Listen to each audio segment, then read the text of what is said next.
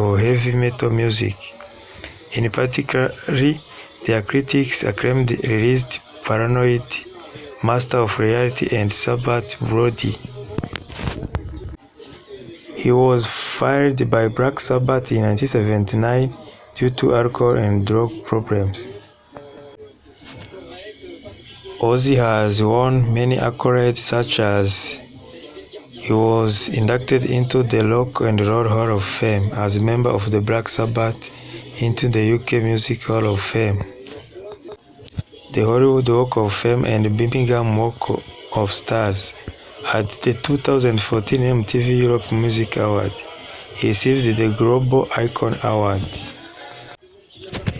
Ozzy, besides music career, he also acted in many movies like Trick or Treat, released in 1986, The Decline of Western